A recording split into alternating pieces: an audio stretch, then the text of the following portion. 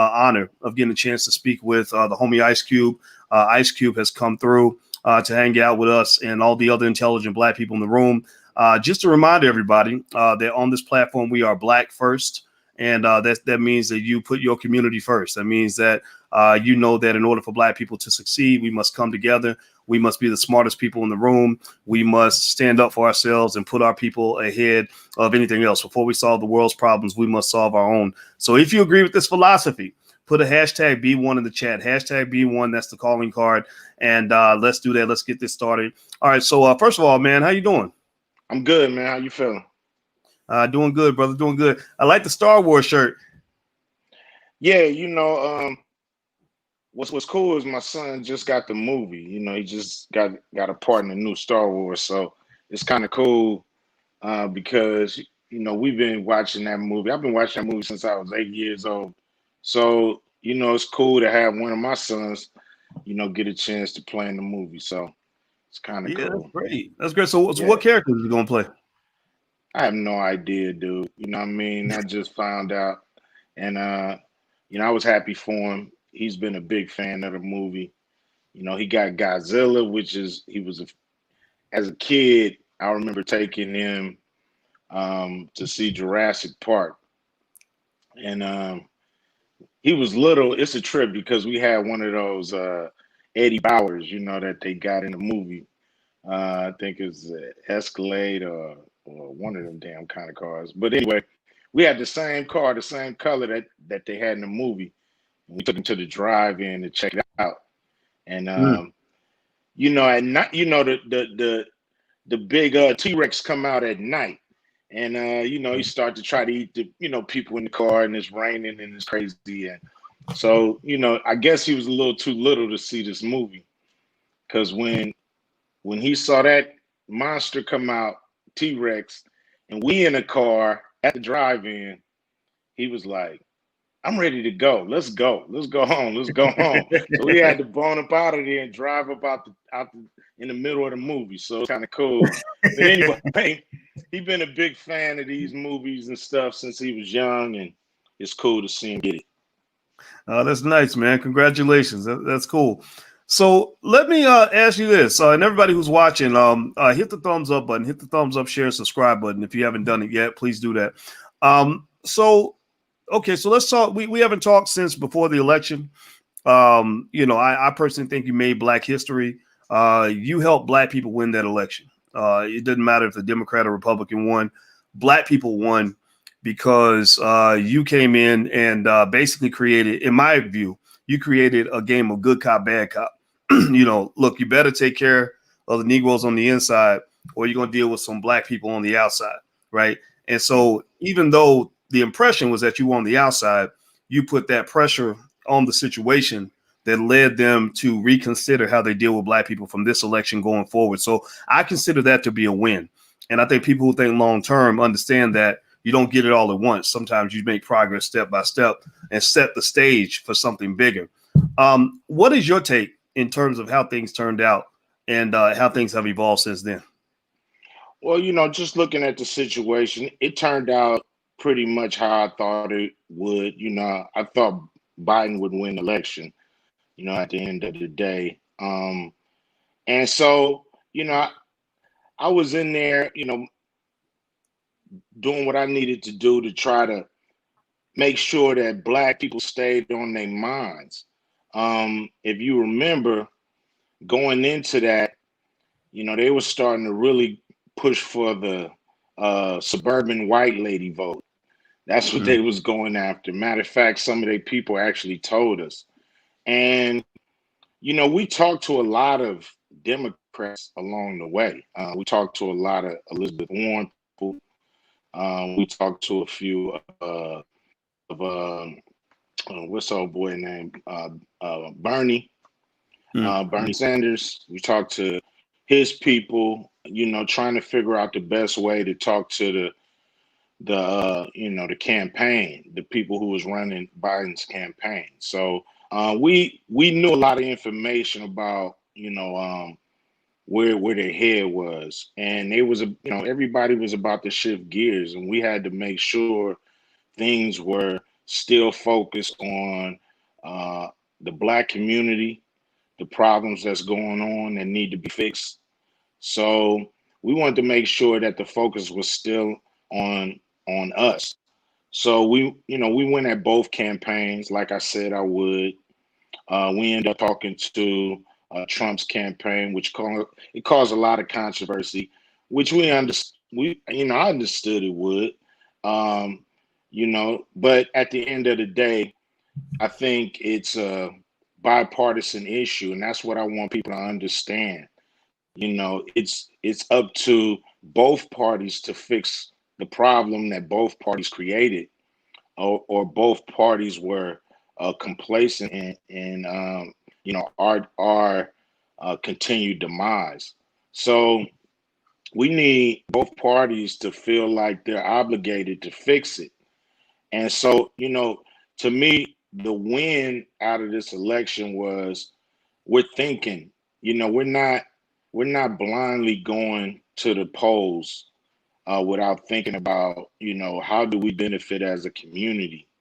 Um, we've been great for one party for so long, So my dream is for Black people to become independent people, and stand on the sideline until one of the parties do what they supposed to do for us, and then you step in and make the vote. Mm. And I think if more of us do that, we'll see that our problems will start to be dealt with before the election, and not us chasing after the election. So, a lot of people don't agree with my way of doing things. That's okay. I don't expect everybody to agree with me. I don't agree with everybody. So it's cool. The thing is I'm gonna be a man, and I'm gonna do what I think is right. And I didn't go in for no selfish reasons. That's why, I felt like I can go full speed. I was going in trying to, get some tangibles for Black people in America. And to me, what people should have did was say, damn, Trump is going to do 500 billion. Biden, y'all should be doing 700 billion. Damn, why y'all not Mhm. doing a trillion? That was the play, is for people to pivot and then push the Democrats to do more. But instead, a lot of they watchdogs came after me, but I'm from the Mm. hood, I done dealt with pit bulls, what I'm saying, my whole life. So, I could deal with a few little surrogates. Well, man, I'll tell you what really got my attention was, I don't know, I was a little surprised by how deep they went with the propaganda. Like when they pulled that Saturday Night Live thing. Give me a Yeah. second on the chat if y'all saw this, where on Saturday Night Live they had that whole thing with that skit with I guess the one guy was supposed to be 50 Cent and the other one was you, or maybe it was Lil Wayne and you. But they they did the whole taxes thing. That kind of surprised me because that was just blatantly false. Like that was just Yeah. straight up like not true on any level. You got the guy had the MAGA hat on, all that. Did that surprise you? I mean, did it surprise you that they just would just flat out lie on you like that by labeling you a Trump supporter and all that, even though you never said anything? Like your song, you had the song "Arrest the President" like Yeah. 2 years ago. Like you've never been a Trump supporter. What was going through your mind when you saw that go down? Well, it didn't surprise me. You know what I'm saying? You're dealing with people that's always showing us in a bad light. Hollywood is the chief architect of some of the way we're being treated in this country. So I wasn't surprised that they would stoop that low. But at the end of the day, I think intelligent people, was able to see the nuances in what I was trying to do. People who had who was on the team, who had, their agenda set, who want people to vote with them, they found a reason to to try to, paint me as this Trump supporter. At the end of the day, everybody know that I was speaking up for the Black community. I had wrote the contract with Black America.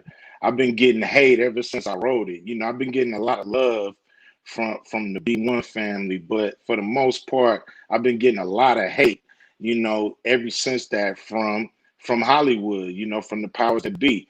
I've been banned from a few shows that I was supposed to appear on, and after doing the pre-interview, they wouldn't let me on the show. So I don't want to put them on blast right now because I don't need them. I was doing my thing before them, and I'll be here after them. So it don't make none. It was pretty small to a giant. So at the end of the day, I just wanted to keep pushing the program, and I am pushing the program. We talking to other companies, not just the government. We talking to companies like Nike. We talking to companies like Taco Bell. To see if they want to do things that kind of go in line with the contract with Black America. So I made the promise that I speak to the public sector and the private sector. So the public sector, we saw what that was, and I'm gonna continue to go at them. We're still trying to get a meeting with Biden, but I'm going after the private sector too. Not just me, but we got a team of people who help us, try to navigate this thing and try to get tangibles. That's what we're trying to get. We're trying to get hands in Black families. We're trying to get dollars in Black families' hands, and that's the end at the end of the day. And sometimes we need to make sure we recycling those dollars, these Black dollars. If you ain't got business, just recycle it. Make sure another Black family, touch the dollar before the dollar leave the neighborhood. So them kind of things we can do to help each other. Just make sure. And when you spend, Black families touching them dollars. All right. Everybody who's watching, speaking with Ice Cube, and we are talking about politics, Blackness, and a lot of other things. In case you just came in, please hit the thumbs up button. We are building independent Black media.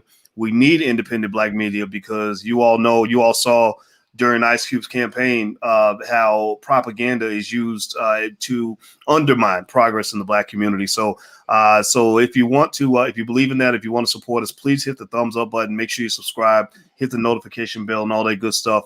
Also subscribe to the blackbosschannel.com because that's where Black men do all the talking. That's where a space where Black men are listened to, Black men are heard. And one of the reasons I'll turn this back to you, Ice Cube. One of the things that I loved about what you were doing, I mean, we support the sisters. We love Black women. I work with Fly Nubian Queen and everything else, and we know Black women are doing their thing. But I feel like since Biden's crime bill in the 1990s and Clinton and all the other people that pushed this thing through, the Black man kind of was missing from the conversation, that they felt like they were going to a fatherless community and they could get, just do anything they wanted. And when you stepped in, I felt that part of their animosity came from the fact that people are not used to Black men stepping up and speaking up and then not ever having to fold. You from what I understand, I don't know your whole economic situation. I don't count your money or anything like that. But I would imagine the fact that you're a guy who has made his own movies, you've made your own moves, you own the sports league, you're not a player on the team, you started the Big Three with your partners, things like that, that independence gave you a freedom of voice and expression that a lot of brothers don't have. And people were just not used to that. Like it's just almost like that person that you don't expect to talk. You're like, why are you talking? And I was, cheering you on, but I think a lot of people were kind of taken back by that. How much do you feel some of the backlash was driven by the fact that you are a Black male, in particular, a straight Black African-American male who's really truly fighting for the Black community? It wasn't no cross-sectional stuff. It wasn't watered down. It was like a powernomics oriented kind of message you had, very, straight, no chaser. How do you think that played out in terms of the strength of the backlash that you saw, at least from mainstream elite media? Well, I expected it. They don't like to see not only Black men, but Black boys standing up and being strong. You don't have to wait till you're a man to be strong, and you don't have to wait till you have money. At 15, 16 years old, we was telling them what it was, and we was telling them that you're not going to tell us how our life was and how our life is. So, I just think it's really all about, having principle, being a man. Um, you know, some of my buddies, we've had the philosophy growing up. I was looking for a job when I found this one. So, it don't matter, about that. You got to leave with yourself intact, if you know what I mean. You can't let people uh rule you and run over you just because they believe they got power. It's really all in what you feel in your heart. At the end of the day, you always feel better when you say what need to be said than wait until get to a place where you feel safe. Sometimes you just got to step out there and do what need to be done. And I just noticed, when you take one step towards the right thing, sometimes that thing will take two steps towards you. And it's saying you take one step towards God, he'll take two steps towards you. So you just gotta always just have the right intentions. Don't be selfish, be a man, and speak up and stand up for what's right. I think more of us got to do that. Yeah, they are. That's foreign to them nowadays, because a lot of our men, we into hip hop, we into our music. You know what I'm saying? A lot of dudes is grown ass teenagers. You know what I'm saying? But at the end of the day, they gotta step out of that and do what a man need to do at the time when a man need to do it, and it's fine. And we support our women, um, and that's fine too. But they gotta, everybody gotta respect us. Or if you don't hear us, you're gonna feel us. So I think you should hear us because everybody know they don't want to feel us. Well, I like them. I mean, it was, when I kind of saw the response that you were getting from people and what was going on, it made me think about the difference between masculine leadership and other types of leadership. That masculine leadership, in my interpretation, it's a couple things. One is the power of God in the sense that you have the ability to manifest, the ability to create something that wasn't there, start something new, start an initiative, push things forward, etc. The second part about masculine leadership links to powernomics. I know you're a student of powernomics also, and I'd love to ask you about that in terms of how that influences your thinking on this. But Dr. Claude Anderson in Powernomics, which is a book, actually, I keep that right next to me like a Bible. I keep it like right on my desk. First thing he does is he describes what power is, and everybody talks about Black power and what it means to have power. And he says that power is the ability to pursue your agenda despite the opposition of others. Right? That means that you're going to get pushback. I remember one time I talked to this guy. He was a white guy, but he was a billionaire, like a libertarian. He wasn't into racial stuff and Democrat, Republican. He was just into making his money and being powerful. And he said, I see what you're doing in the Black community. I really like it. And I said, okay, well, thank you, Mr. White Man. I appreciate whatever. Right.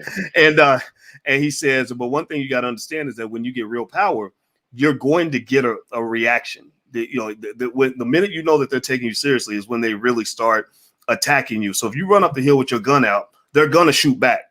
Right. And I thought that was a really poignant kind of message, because I think that some of our people, we don't understand what power really looks like. We don't understand that when you get real power, they're going to shoot back.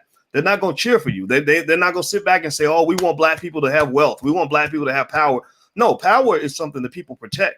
Right. It's like when the Lakers played who they played with, the Heat in the championship. The Lakers might have been the better team, but they had to take that championship out of their hands. Yeah.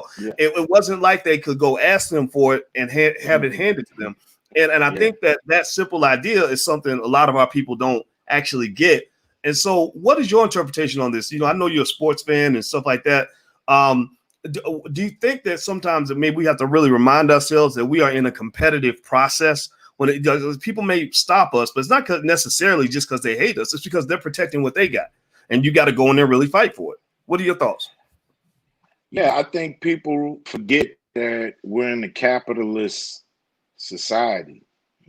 Capitalize off the next man. you know. So you know, and I mean, people do it in different ways. You know, people do it in bad ways and good ways, but that's the object is, you know, to make sure that you are doing what it takes.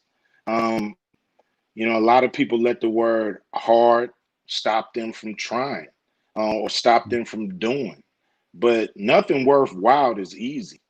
And you have to, you know, the thing is you got to take a loss to be a boss. You know, that's just it. You got to learn, you know, what it takes to succeed and to get better each year and to figure out what you did wrong and to make the adjustments, to plan. And I went to before I started doing music, when I got out of high school, I didn't know we was West Coast rappers, so we didn't know we was gonna even be, you know, make a quarter, you know, in hip hop. We, you know, it was just fun. You know, the professional rappers was on the East Coast.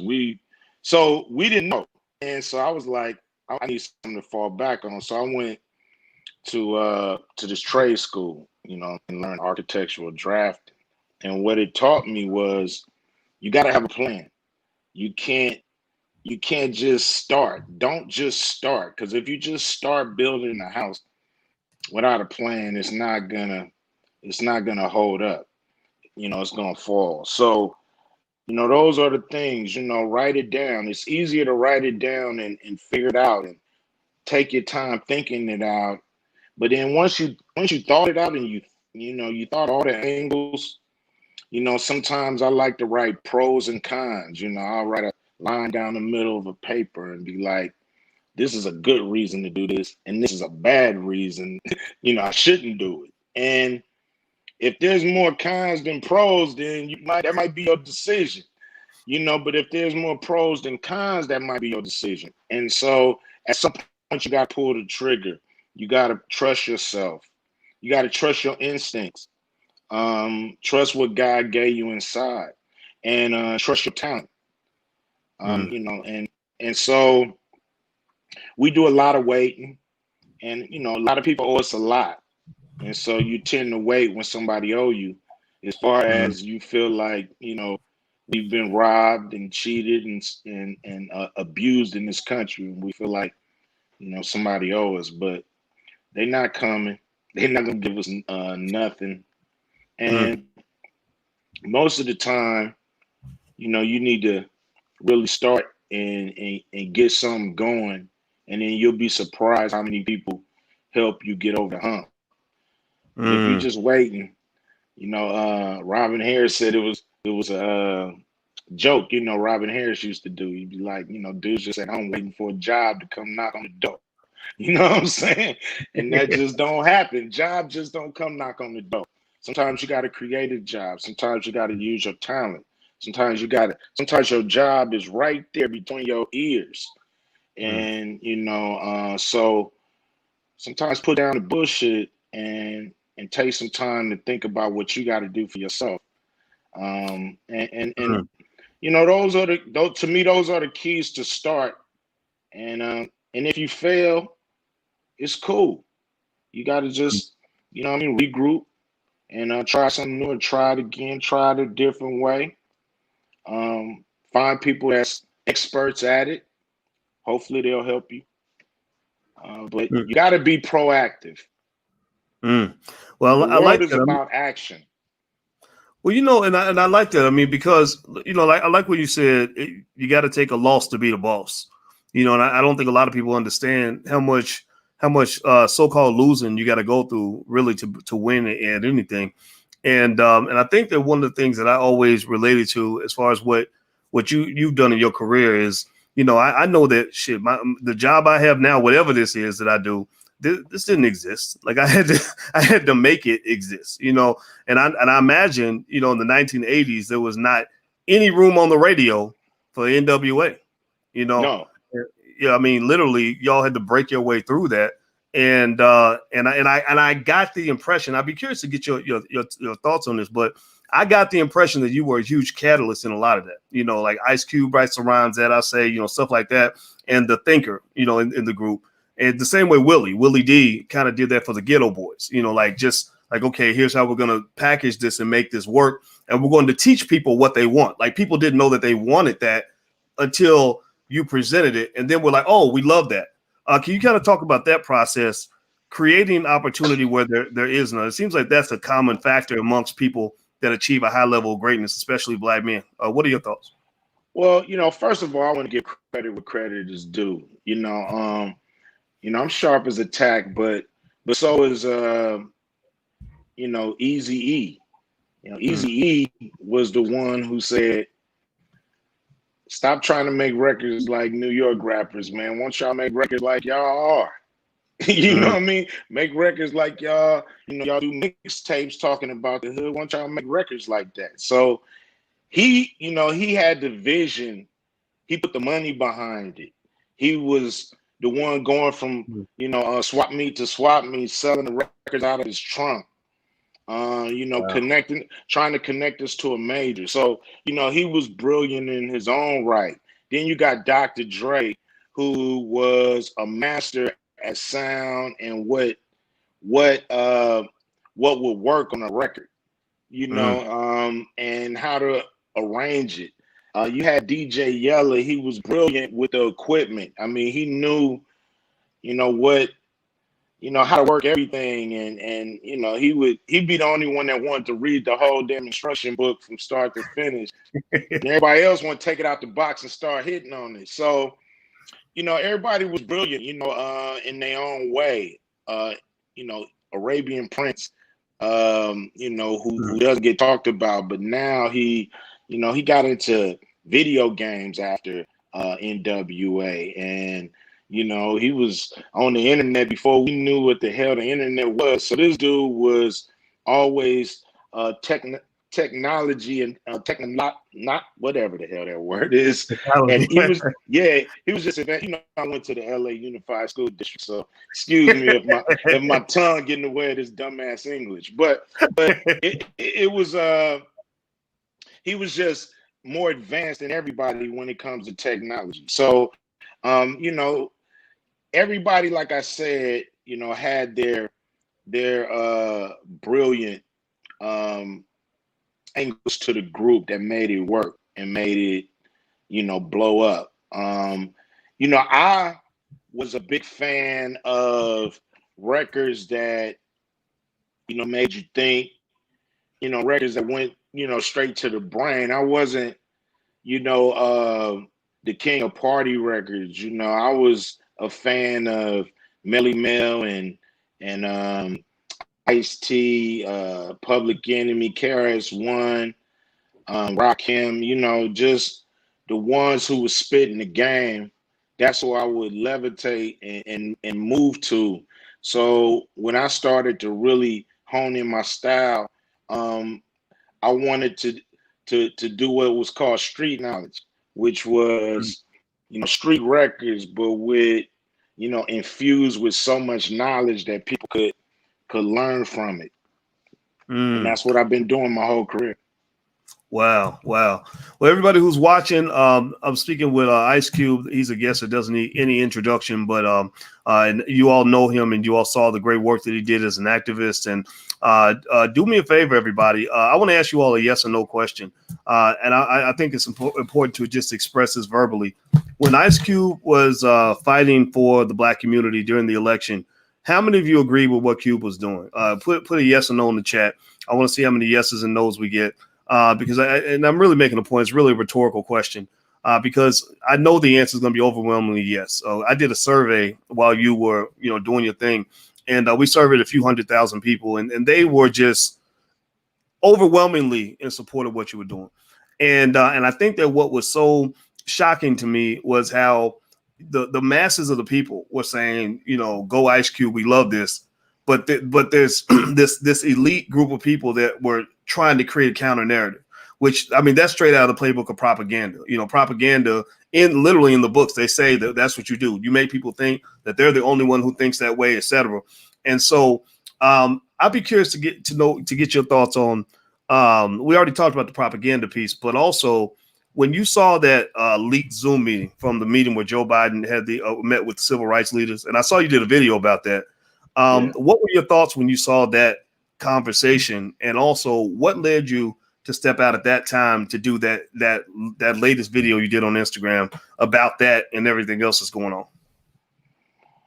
Well, I saw what everybody else saw. At first I heard, little snippets of it, and then I watched the whole thing, and I was just a little surprised that the things that they were demanding or asking for was pretty much the same stuff that they had, just won an election on.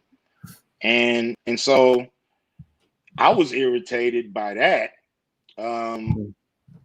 So, to see Joe Biden come at him, I think, it was to be expected, because they kind of called him out during the week and said, hey, we ain't met with you. So to meet and then to ask for the same shit that y'all been campaigning on and won on, it was a little irritating. I wanted somebody to ask about, a bailout for the Black community. A lot of our businesses, they're about to give away more money, and here we go. No ads for that. And look, I'm smart. I know Biden got to get in there. This is a Congress thing, but they still have a lot of influence in Congress, to get this done, or to make sure that these earmarks that they are throwing in there for other countries, they can throw in for Black businesses, Black homeowners, Black venture capitalists, funds for Black entrepreneurs with startup good ideas that need funding. So a lot of people say, well, Cube, that's stop begging a white man for a handout. And it's like, this ain't no goddamn handout. That's our money. I mean, we pay them taxes, man. That's our money that they giving to other people that they should be infusing into the Black community. But as we see, this is just proof in the pudding. This is, right before your eyes, they doing it again. And this is with $4 trillion. They just said, fuck you. You know what I mean? $4 trillion. They just basically gave it to everybody else and said, fend for yourself, make it how you can. And, we voting for this stuff. We, jumping in line and so happy to go vote, with all 32 teeth showing, and and ain't getting shit, but crumbs. And people that's telling us to do it, they getting taken care of. But are you getting taken care of? That's the key. Me, I'm straight. I can actually go sit down and shut the hell up. But at the end of the day, this is what I feel like God put me in a position like this to be able to speak up for people who can't speak up for themselves. So here I am. All right. Okay, everybody. Well, you guys know who I'm talking to. I'm talking to Ice Cube, and we're talking about politics, economics, and everything else. Do me a favor right now. Hit the thumbs up button, hit the share button, hit the subscribe button. Also, you guys know we are big believers in do for self. And one of the things we're doing for self is I put up a website, theallblackagenda.com, where there's a lot of resources that you can implement in your own family right now that will help you to pursue your agenda. And one of the links that I have is to Ice Cube's contract with Black America. He didn't just do it himself, but he had a great team behind him. But it's an excellent document. It is literally, I called it the Declaration of Independence for Black people, or that was what we agreed on. I think we had talked about that. And it's really good. In fact, that's how Cube and I got to know each other. Was I read it, and I was my bullshitometer is always on. I'm always like, okay, what is this? What's going on here? And it was very, very, very well done. And in fact, I think that would be a good a good next question to ask you. And I know we got just few more minutes here because I know you got a busy schedule, man. But talk about the contract of Black America and what drove you to do it. Because like you mentioned before, you could easily have just sat still and did what all the celebrities do. You could have sat on the sidelines and said nothing. Hollywood wants you to say nothing because Hollywood's in bed with all of this. They're in bed with this Democrat nonsense and Republican stuff too. It's not a Republican Democrat conversation. It's about being Black. But you went out of your way to have a long list of meetings with a lot of very smart people and really crafted something that I don't think anybody's done. I mean, I really consider that to be a part of Black history. Can you kind of speak to that in terms of what that process was like for you and what drove you to do all of that? Because like I said, you could have sat there and done nothing. Well, I just figured somebody else was doing this kind of stuff. So, our generation been a little asleep at the wheel in a way. I ain't gonna say everybody, that's a little unfair to everybody that's in my generation. But, it's been a thing where, I looked after George Floyd and everybody was, really screaming, yelling, it was protesting. There was a lot of stuff on police brutality. And I felt like, okay, the country is at a moment. What are we asking for? Like the big acts, like what's going to really change our lives, as a community across the board. And when I looked around, I didn't find anything that was like that thing we can all get behind as a community and say, a lot of what we need is in this document right here. Maybe it is around and I just couldn't find it. But, I was always kind of taught when you see something that need to be done, won't you just do it yourself or shut up, So that's what I set out to do. But I wanted to do it right.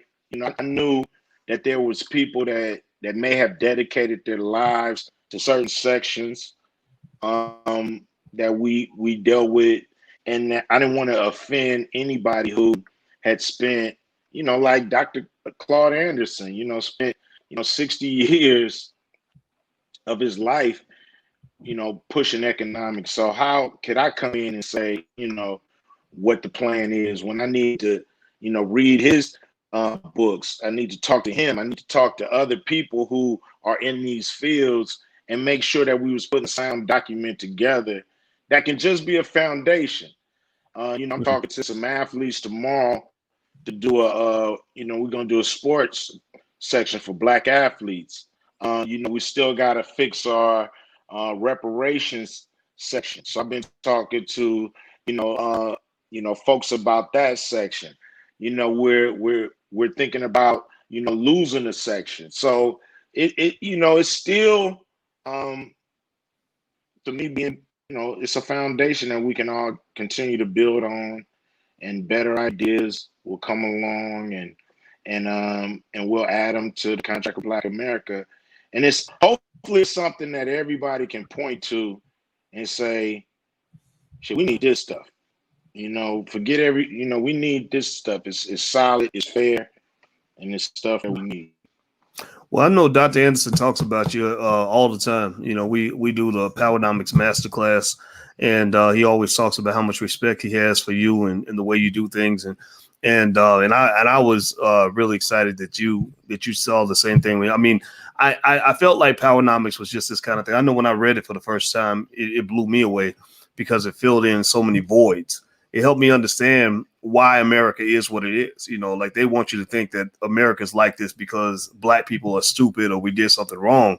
It's like, no, like y'all got a system on, like this is a strategy. This is a game they've been playing. So he breaks down the game unlike anybody else. So last thought I'll ask you about, man, is this. Well, before I go, everybody,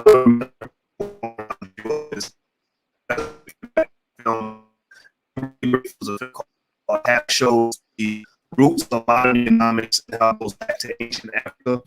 There's going to be a screening of Happy by Taki Grant on the 26th. If you want to get a pass, go to blackmovienight.net. The URL's on the screen, so go check it out. So so here's the last thing I want to get your thoughts on. One thing that I've observed is that none of our politicians will even say the word reparations. If you go back to that Joe Biden conversation when he's hollering at the civil rights leaders, talking to them like they're some kids, which I thought was great. I love the fact that audio got leaked because it was like right in your face. It's like like you can't deny it now, the disrespect. But I noticed that when they were talking about what they wanted, I didn't hear anybody bring up any serious economic issues. And I've never once heard Joe Biden, Kamala Harris, Barack Obama, or anybody in that camp even say the word reparations. But if I ask like the thousands of people that are watching right now, if I say like, is reparations important to you? Is that one of your top 3 issues? Give me a yes or no. 98% of the people will say yes. So the masses of people are talking about reparations, but yet somehow they act tone deaf, like they don't even hear the word. I think that right there is a glaring sign that they don't have the interest of the people at heart. What are your thoughts on that?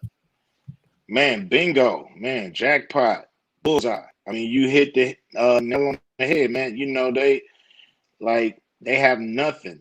It's their silence is deafening when it comes to this. And they know what we need. Everybody know what we need. It's not like, you know, the thing is, you got the contract with Black America, but it's not like it's shocking material in there. Nobody is shocked by what's in there. You know, it's like they know this. You know, we're relegated to the bottom of the pyramid. If you know, this is a pyramid system, and you know, a pyramid needs a base. The base is bigger than the top, and we're relegated to the bottom, and they're making sure that we stay there. And it's, you know, you can believe it or not, keep your blinders on, but that's the truth. That's what's happening. That's why we're there. You know, the question is like, America, what's your plan for us? You got us at the bottom. You know, obviously won't let us go and develop, create a land for our own. And you got us at the bottom of this system. So what's your plan for us? And I hope your plan ain't to try to take niggas to Mars and for us to be at that, because you got another thing coming. You got another thing coming. All right. Well, you know what? Ice Cube has a lot of stuff going on in his life, and so he let me know we had about 45 minutes to talk, which I thought was great. I appreciate that, brother. Thank you so much, and everybody who's watching, if you could in the chat, just say thank you to the brother. I mean, when you go out there and you're fighting that battle, and there were some people that stood by you during all of this, some big name people. But I feel like there should have been dozens of them, right? You know, if it was some other, you know, global warming type shit or feminism or something, you would have had hundreds of celebrities. But, you know, so I think it's also important that the people really step up. So that means when this brother puts out a movie, we promote that movie like it's our own. When this brother does with the big 3, we put that at the top of our list. You got to support the people that you believe in. And I know a lot of people believe in you, man. So thanks for your great work, brother. Hey, I appreciate everybody, you know, especially, you know, D1 family, everybody that stayed down. I'm gonna stay down. And you know, we're gonna crack this nut, we're gonna expose the truth, and we're gonna get what we're supposed to get, and we're gonna help each other. You know what I mean? That's what it's all about. All right, man. Well, was good to see you, brother. And everybody have a good night. And we're gonna take off. So thank you guys for hanging out. Make sure you hit the subscribe button on your way out the door. Thumbs up. Also hit the notification bell. And we will see you guys soon. So have a good day.